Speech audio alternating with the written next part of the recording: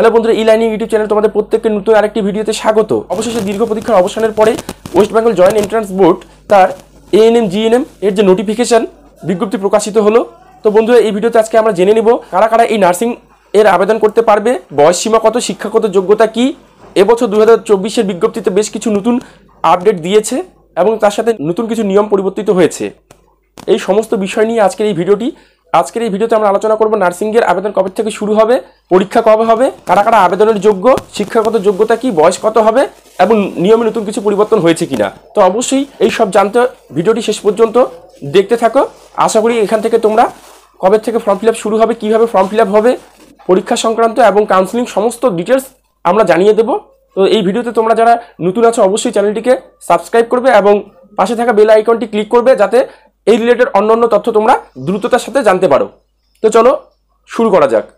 তো বন্ধুরা, অবশেষে দীর্ঘ প্রতীক্ষা অবসানের পরে West Bengal joint entrance board তার এএনএম জিএনএম এর নোটিফিকেশন প্রকাশিত করলো।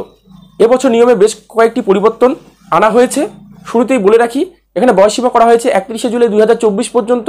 17 বছর পূর্ণ হলে তোমরা আবেদন করতে পারবে এবং এখানে আপার এজ লিমিটের কোনো কড়াকড়ি নেই, অর্থাৎ 31/7/2024 থেকে 17 বছর পূর্ণ হলেই তোমরা আবেদন করতে পারবে। এই নিয়মটি কিন্তু পরিবর্তন হয়েছে। এর আগে বয়সে ঊর্ধ্বসীমা ছিল, এবছর কিন্তু আর কোনো বয়সে ঊর্ধ্বসীমা থাকছে না, তোমরা প্রত্যেককেই আবেদন করতে পারবে। দ্বিতীয় যে নিয়মটি পরিবর্তিত হয়েছে, অর্থাৎ আগে যেমন ইংলিশের ক্ষেত্রে 40% মার্কস বাধ্যতামূলক ছিল, এখানে কিন্তু মার্কসের কোনো ব্যাপার নেই। ওভারঅল 40% মার্কস হলেই তোমরা আবেদন করতে পারবে। প্রত্যেকটা স্ট্রিম অর্থাৎ সায়েন্স, আর্টস, কমার্স প্রত্যেকটা স্ট্রিম থেকে তোমরা কিন্তু আবেদন করতে পারবে। এমনকি ভোকেশনাল স্ট্রিম থেকেও যারা আছো, সেখানে সায়েন্স বা হেলথ কেয়ার নিয়ে যারা ভোকেশনাল থেকে পড়াশোনা করছো, তোমরা কিন্তু এবছর আবেদনের যোগ্য। আর তৃতীয় যে নিয়মটি পরিবর্তিত হয়েছে, এটা তো এবছর একদমই নতুন, অর্থাৎ যারা পঞ্চায়েত এরিয়া থেকে আগে ছিল তোমরাই এএনএম জিএনএম অ্যাপ্লাই করতে পারছিলে। এবার কিন্তু যারা মিউনিসিপ্যাল এরিয়া থেকে আছো প্রত্যেককেই আবেদন করতে পারবে। অবশ্যই ভারতীয় নাগরিক এবং পশ্চিমবঙ্গের 10 বছর যাবৎ স্থায়ী বাসিন্দা হলেই প্রত্যেককে আবেদন করতে পারবে। এবছর কিন্তু পঞ্চায়েত এরিয়া এবং মিউনিসিপ্যাল এরিয়ার কোনো আলাদা করে উল্লেখ করা নেই, প্রত্যেককেই আবেদন করতে পারবে। তো এই বেশ কয়েকটি নিয়মে পরিবর্তন হয়েছে এবছর। তো তোমরা প্রত্যেককেই আবেদন করার আগে এই ভিডিওখানা অবশ্যই ভালো করে দেখে নেবে, যাতে খুব সহজ পদ্ধতিতে তোমরা এই নার্সিংয়ে অংশগ্রহণ করতে পারো এবং পরবর্তী সময়ে আমরা কীভাবে ফর্ম ফিল আপ হবে স্টেপ বাই স্টেপ প্রত্যেকটি বিষয় ভিডিওতে দিয়ে দেবো। তো বন্ধুরা, এখনও কিন্তু নোটিফিকেশনে বলা হয়নি যে কবে থেকে ফর্ম ফিল আপ শুরু হচ্ছে, তবে কিন্তু পরীক্ষার ডেট দিয়ে দিয়েছে 14 জুলাই 2024 পরীক্ষা অনুষ্ঠিত হতে চলেছে। তবে কিন্তু পরীক্ষা পিছোতেও পারে, তবে ফর্ম ফিল আপ কিন্তু খুব শীঘ্রই শুরু হতে চলেছে। তো প্রথমেই যাদের যেটা কনফিউশন থাকে যে শিক্ষাগত যোগ্যতা নিয়ে, তো বন্ধুরা এখানে কিন্তু শিক্ষাগত যোগ্যতা 2024 যারা অ্যাপিয়ারিং আছে, অর্থাৎ এবছর যারা পরীক্ষা দিয়েছো তোমরাও কিন্তু আবেদন করতে পারবে এবং যারা পাস করেছে উচ্চ মাধ্যমিক অথবা অ্যাপিয়ারিং আছো প্রত্যেককেই কিন্তু আবেদনের যোগ্য। ছেলে মেয়ে উভয়ই কিন্তু আবেদন করতে পারো, তবে এএনএম এ শুধুমাত্র মেয়েরাই আবেদন করতে পারবে এবং জিএনএম এ মেয়েদের সাথে সাথে কিন্তু ছেলেরাও আবেদন করতে পারবে। তাদের জন্য বেশ কয়েকটি কলেজ আছে যেগুলোতে ছেলেরাও আবেদন করতে পারবে। তো ছেলে মেয়ে উভয়ই আবেদন করতে তোমরা পারবে এখানে। তো অ্যাপ্লিকেশনের ক্ষেত্রে কিন্তু তোমাদের এসসি এসটি ওবিসি যারা আছো, এবার আছে অ্যাপ্লিকেশন ফি সংক্রান্ত বিষয় নিয়ে। অ্যাপ্লিকেশন ফি কিন্তু তোমাদের SC ST OBC A OBC B প্রত্যেকের জন্য অ্যাপ্লিকেশনের ফি 300 টাকা এবং যারা জেনারেল প্রার্থী আছো তোমাদের কিন্তু অ্যাপ্লিকেশন ফি 400 টাকা। এই ফি পেমেন্ট করে তোমাদের আবেদন করতে হবে। তোমাদের আবেদন করার সময় অবশ্যই কয়েকটি ডকুমেন্টস হাতে নিয়ে বসে আবেদন করতে হবে। ক্যান্ডিডেটের ফটো, সিগনেচার, মাধ্যমিকের অ্যাডমিট, উচ্চ মাধ্যমিকের অ্যাডমিট, যারা পাস করেছো উচ্চ মাধ্যমিকের মার্কশিট হাতে নেবে। যারা অ্যাপিয়ারিং আছো তোমরা অ্যাডমিট থেকে রোল নাম্বারটা বসিয়ে করতে পারবে। আর যদি কাস্ট সার্টিফিকেট থাকে কাস্ট সার্টিফিকেট শো করাতে হবে এবং অবশ্যই আধার কার্ড শো করাতে হবে।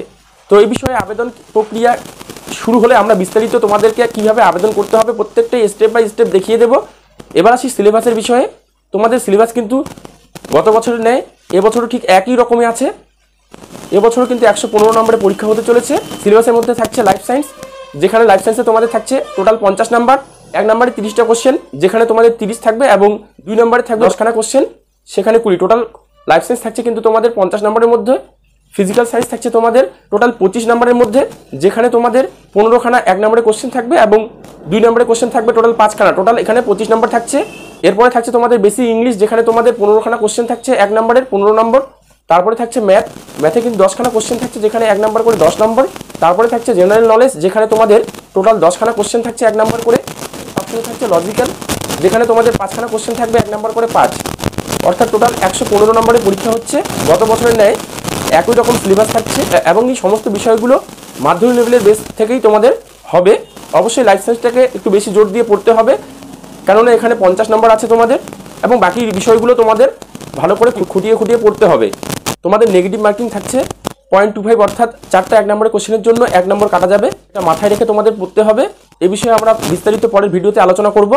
তো তোমাদের এই পরীক্ষার ভিত্তিতেই কিন্তু একটি মেধা তালিকা প্রকাশিত হবে, যেটাকে তোমাদের জিএমআর র্যাঙ্ক বলা হবে, অর্থাৎ জেনারেল মেরিট র্যাঙ্ক, যেখানে কিন্তু তোমাদের এসসি এসটি ওবিসি আলাদা আলাদা করে র্যাঙ্ক প্রকাশিত হবে। এইসব বিষয়ে আমরা পরে বিস্তারিত ভিডিওতে আরও জানাবো। এতক্ষণ থেকে ভিডিওটি দেখার জন্য তোমাদের প্রত্যেককে অসংখ্য ধন্যবাদ। যদি ভিডিওটি ভালো লেগে থাকে অবশ্যই লাইক করবেন, এবং যদি কিছু জানার থাকে অবশ্যই আমাদের কমেন্ট সেকশনে কমেন্ট করবেন। আমরা দ্রুততার সাথে তোমাদের রিপ্লাই করার চেষ্টা করব। এখনও যারা সাবস্ক্রাইব করেনি চ্যানেলটিকে সাবস্ক্রাইব করে রাখবেন, এবং পাশে থাকা বেল আইকনটি প্রেস করবেন, যাতে দ্রুততার সাথে আমরা তোমাদের আরও এই রিলেটেড তথ্য প্রোভাইড করতে পারি।